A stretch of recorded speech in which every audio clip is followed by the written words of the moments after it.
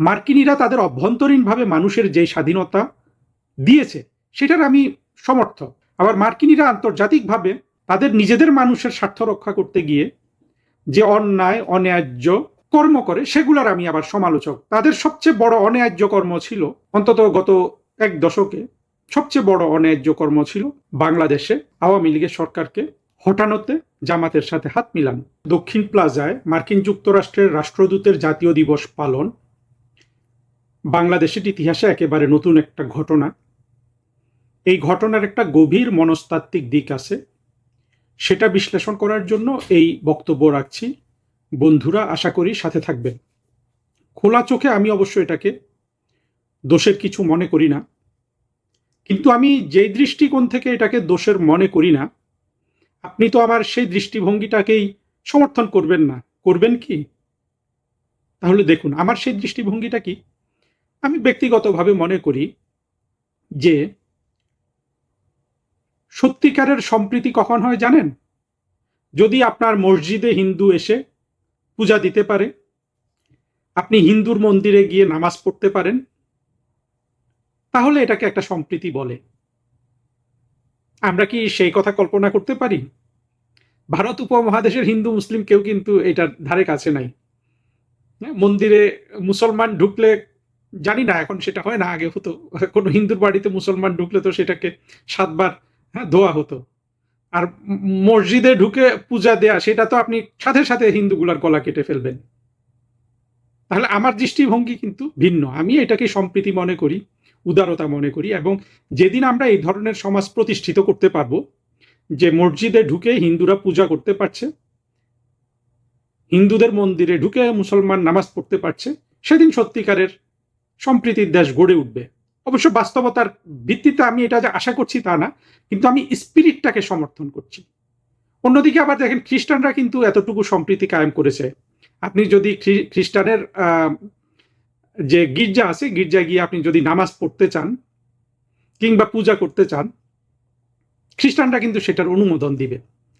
ইহুদিদের ব্যাপারটা আমি জানি না, ঠিক ইহুদিদের অত বেশি পাই না, তো ওদের সাথে মানে এই পর্যায়ে আলোচনা করার এখনো সুযোগ হয় নাই। কিন্তু আমাদের সমাজে তো আসলে কোনো আদর্শ অবস্থা বিরাজ করে না। তাহলে তারেক রহমানের সরকার এই অনুমোদন কিভাবে দিলেন? অনুমোদনটা কোথা থেকে আসলো? এখানে মার্কিন যুক্তরাষ্ট্রের জাতীয় দিবস পালনের এই চিন্তাটাই বা কোন পক্ষ থেকে আসলো? এটা কি যুক্তরাষ্ট্রের দূতাবাস বা তাদের কারো মাথা থেকে এসেছে, না বাংলাদেশ সরকারের কোনো হোমরা চোমরা তাদের মাথায় এই বিষয়টা ঢুকিয়ে দিয়েছে? এর আগে কিন্তু মার্কিন যুক্তরাষ্ট্রের রাষ্ট্রদূত এই একই দিন উপলক্ষে অনেকগুলা রিক্সাকে মার্কিন যুক্তরাষ্ট্রের পতাকা দিয়ে ছেড়ে দিয়ে এবং সেটা নিজে চালিয়ে একটা ইতিহাস তৈরি করেছিল। তখনও আমি একটা বক্তব্য রেখেছিলাম। আমরা যদি এই দক্ষিণ প্লাজায় যুক্তরাষ্ট্রের জাতীয় দিবস পালনের প্রশ্নটা করি, প্রথম প্রশ্ন হলো যে কেন এত যুক্তরাষ্ট্রের দূতাবাসের কি জায়গা নাই সেখানে জাতীয় দিবস পালন করার জন্য? আমি অবশ্য মার্কিন যুক্তরাষ্ট্রের বাংলাদেশে যে দূতাবাস আছে ওটাতে ঢুকিনি, কিন্তু অন্যান্য দেশে তো মার্কিন যুক্তরাষ্ট্রের দূতাবাসে গিয়েছি। এদের দূতাবাসগুলো পুরো আপনার ইয়েটা এত বড় হয়, বাড়িটা, সেখানে 10-20 হাজার লোক অনায়াসে তাদের জন্য ব্যবস্থা করা যায় এবং সেভাবেই করে। বিশাল আয়োজন থাকে তাদের জাতীয় দিবসে।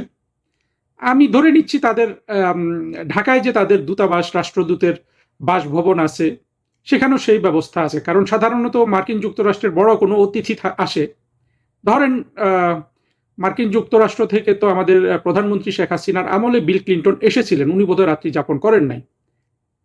মার্কিন যুক্তরাষ্ট্রের কোনো প্রেসিডেন্ট যদি বাংলাদেশে সফরে আসে, রাত্রি যাপন করলে আপনি নিশ্চিত থাকেন উনি কিন্তু ওই দূতাবাস প্রেমিসে অবস্থান করবেন। আপনি যত বড় 5 স্টার হোটেল দিয়ে দেন তাকে, আমাদের তো সেরকম নাইও, তারা কিন্তু সেখানে থাকবেন না।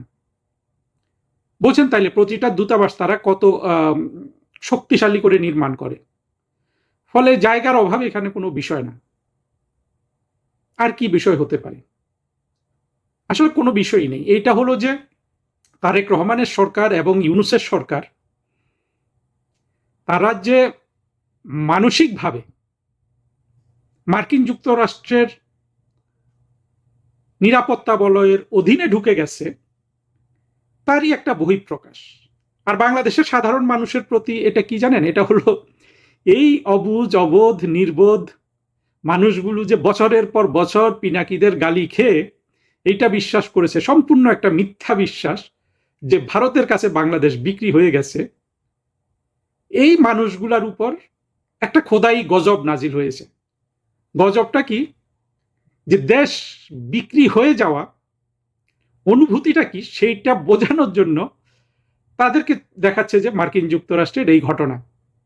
সত্যিকারে আপনি যদি আপনার স্বাধীনতা, সার্বভৌমত্ব ইত্যাদি কোনো রাষ্ট্রের কাছে বন্ধক রেখে দেন, তাহলে আপনার পক্ষে এই ধরনের ঘটনা হজম করা সম্ভব। অবশ্য আমি ব্যক্তিগতভাবে এটাকে স্বাধীনতা, সার্বভৌমত্ব বিক্রির বিষয় হিসাবে দেখি না। আমার দৃষ্টিভঙ্গি তো আমি আগেই বলেছি যে আমার দৃষ্টিভঙ্গি হলো, যেদিন মসজিদে হিন্দু গিয়ে পূজা করতে পারবে, যেই দিন মন্দিরে গিয়ে মুসলমান নামাজ পড়তে পারবে, সেই দিন সেটা একটা আদর্শিক অবস্থা আমি মনে করি। সুতরাং আমার বিশ্বাসের সাথে আসলে বাংলাদেশের মানুষের বিশ্বাস মোটা দাগে মিলবে না। তারপর এবং আমার উদারতার দিক থেকে আমি এটাকে স্বাধীনতা, সার্বভৌমত্ব হস্তক্ষেপ মনে করি না। কিন্তু বাংলাদেশের মানুষ যে ভারতের বিরুদ্ধে মিথ্যা প্রপাগান্ডা গিলেছে, মগজ ধোলাইকৃত হয়েছে, চিন্তা রহিত হয়েছে, তাদের এখন তারা এই স্বাদটা না পেলেও তাদের চোখে অন্তত আঙ্গুল দিয়ে দেখিয়ে দিচ্ছে তারেক রহমান যে সত্যিকারের স্বাধীনতা, সার্বভৌমত্ব চলে গেলে কি ধরনের অনুভূতি তোমাদের হওয়া উচিত। এই অনুভূতি কিন্তু বাংলাদেশের মানুষের হয় না। এটা যদি ভারত করত, অবশ্য ভারত করলে, তারেক রহমানের সময় করলে কি হতো জানি না। আওয়ামী লীগের সময় ভারত করলে একটা জিনিসই তো ছিল যে বাংলাদেশে আগুন, পুরা বাংলাদেশকে মৌলবাদীরা আগুন দিয়ে জ্বালিয়ে পুড়িয়ে ছারখার করে দিত, তাই না? মার্কিন যুক্তরাষ্ট্রের এই অবস্থাটা আসলে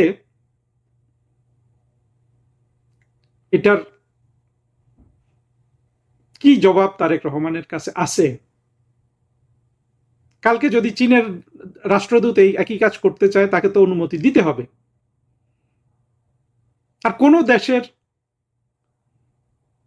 স্বাধীনতা দিবস পালন এমন কোনো বড় ঘটনা নয় যে সেটাকে আপনার অত্যন্ত গুরুত্বপূর্ণ একটা স্থানে সেটা আয়োজন করতে দিতে হবে। আয়োজন আপনি করতে দিতে পারেন যদি দূতাবাস থেকে আপনি যেই কাজটা হয়ে গেছে সেটার জন্য যদি আপনি $30 মিলিয়ন দাম ধরেন। টাকা তো দরকার তারেক রহমানের, তাই না? যদি $30 মিলিয়ন আদায় করেন তাহলে ঠিক আছে, আপনি আপনার এই জায়গাটা ভাড়া দিলেন। সেটা কি করেছে? আসলে পুরো প্রক্রিয়াটার মধ্যে যে মনস্তাত্ত্বিক বিশ্লেষণটা বললাম সেটা হলো, বুঝে কিংবা না বুঝে হোক, তারেক রহমান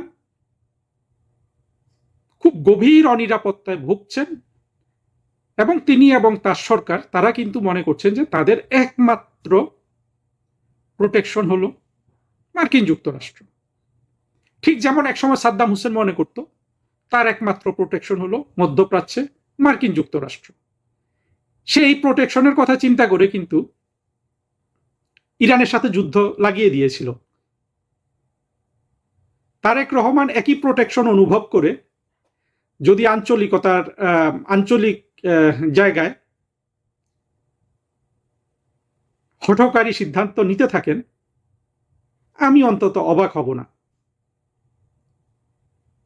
তো পাশাপাশি একটা কথা বলে রাখি, মার্কিনীরা তাদের অভ্যন্তরীণভাবে মানুষের যে স্বাধীনতা দিয়েছে সেটার আমি সমর্থক। আবার মার্কিনীরা আন্তর্জাতিকভাবে তাদের নিজেদের মানুষের স্বার্থ রক্ষা করতে গিয়ে যে অন্যায়, অন্যায্য কর্ম করে সেগুলোর আমি আবার সমালোচক। তাদের সবচেয়ে বড় অন্যায্য কর্ম ছিল, অন্তত গত এক দশকে সবচেয়ে বড় অন্যায্য কর্ম ছিল বাংলাদেশে আওয়ামী লীগের সরকারকে হটানোতে জামাতের সাথে হাত মিলানো। আবার আমি এটারও সমালোচনা করি, আওয়ামী লীগ সরকার মার্কিন যুক্তরাষ্ট্রের সাথে যেই পর্যায়ের সম্পর্কের অবনতি করেছিল সেটাও ছিল আওয়ামী লীগ সরকারের কূটনৈতিক ব্যর্থতা, চিন্তার অগভীরতা, প্রজ্ঞার অভাব। দেখুন, ইরান যুদ্ধের সাথে যখন ইরান যুদ্ধ বিষয়ক কথা বলে, মার্কিন যুক্তরাষ্ট্রের প্রেসিডেন্ট ছাড়া কেউ কিন্তু কথা বলে না। অর্থাৎ ইরানের সাথে সে লেগেছে কিন্তু সর্বোচ্চ পর্যায় থেকে।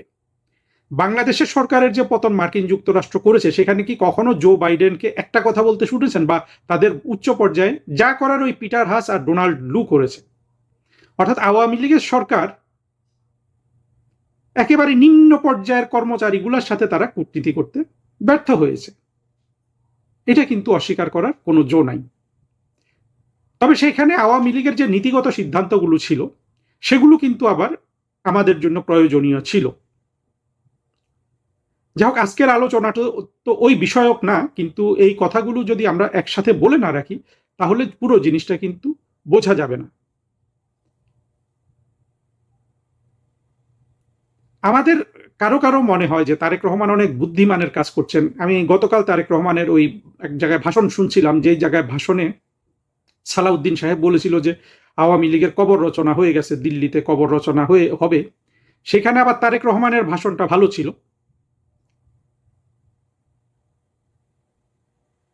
কিন্তু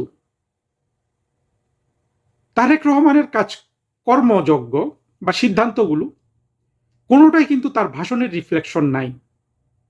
এটা কি তারেক রহমান একটু ভেবেচিন্তে দেখবেন যে আপনার বক্তব্যের কোনো রিফ্লেকশন কেন আপনার সরকারে প্রতিফলিত হয় না? এইটা তারেক রহমানের বিবেচনা করে দেখা দরকার।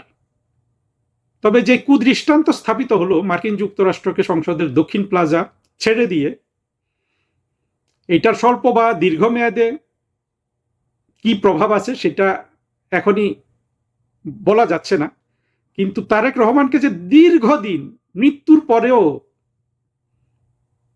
এই বদনাম বয়ে বেড়াতে হবে, তাতে আমাদের সন্দেহ রাখার কোনো অবকাশ নাই।